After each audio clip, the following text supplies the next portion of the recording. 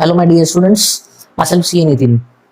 In this video, I'm briefly elaborating why it is important to do a CA study in such a way, or why it is important to study all the subject in such a way that you get past the CA examination. We all know that CA degree or Chartered Accountancy course is a collective effort of passing in the all subject. No matter how much you study a particular subject or one subject, it is important that you pass in each and every subject and even aggregate. So, my point of view with respect to the normal students, I won't be speaking to, or I won't, that is not what I'm saying to say, but I won't be speaking to those top students who wish to get ranks, but I'm speaking to all the students, those average students, normal students who wish to pass the examination with an aggregate. It is important that you study all subjects evenly, equally. There is accounting, there is financial reporting, financial management, costing, income tax, indirect tax, that is GST, auditing, law. All these subjects are important, and to pass the CA examination, you need to pass individually in these subjects. We all know this is a basic concept of passing a CA examination. That is the basic criteria. But many times, what happens is some students are expert, or we can say that they are very much like the practical subjects rather than the theory subjects. So my saying is that suppose you score 60, 70, 80 marks in that practical subject, even then you need to score at least or minimum 40, 45 marks in the theory subjects such as law or auditing and all these things, other theory subjects, to pass the aggregate. So keep in mind that even though you are studying or stressing to study more on the practical subjects, you need to have that particular minimum 40% mark criteria in these theory subjects, or vice versa. Suppose someone is good in theory subjects, but they need to do or they need to work out how they will get 40% minimum marks or 45%, 45 marks minimum in the practical subjects, that is costing, financial management, accounting, and all these subjects. So my saying is that you need to give equal importance to all these subjects. That is one thing.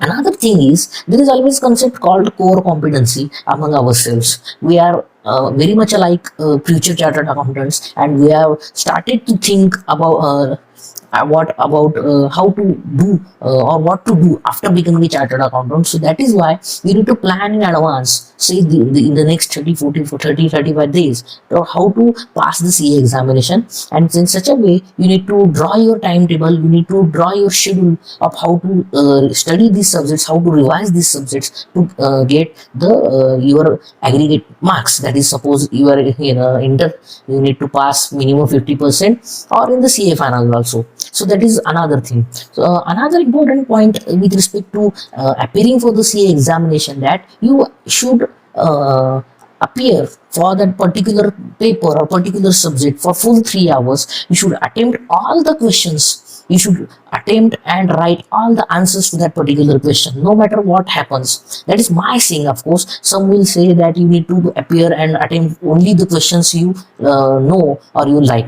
But my thing is, rather than writing 100% on particular question, you can average out, you can leverage those questions with each and every attempt equally for all those questions. You will definitely get marks. Of course, for that you need to study all the syllabus of the particular subject. So keep in mind that we can, if you can plan and you can analyze your syllabus in such a way that suppose there are suggested answers there are RTPs there are actually study materials and other coaching class materials are also available there. You need to cope up with all these things. You need to combine the knowledge you have learned from these books, from your class teachers and all these things, and appear for the examination. So of course, it is you who has to appear for the exam. It is you who has to attempt all the questions. It is you who has to write the actual and correct answer, and then only then you will pass the CA examination.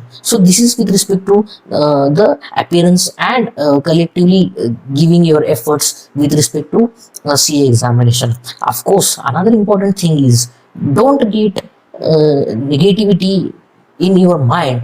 Say, suppose you have attempted the first paper of the examination and it was a difficult one. Keep aside that paper, attempt for the next paper. Don't try to drop out from the examination directly. Keep in mind that you have planned, you have studied for almost 6 to 8 months to appear this examination. So no matter what happens, you should appear for all the question papers, you should appear for all the subjects.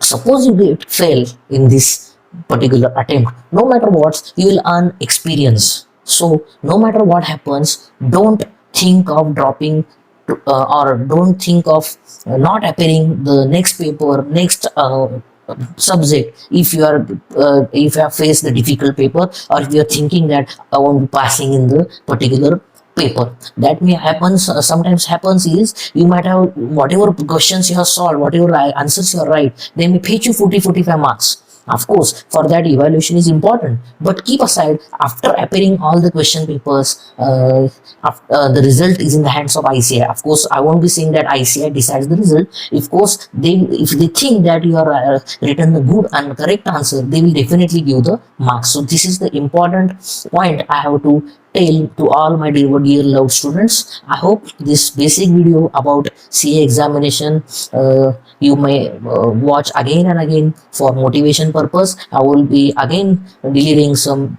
few motivational videos to my dear studio students. Thank you for watching.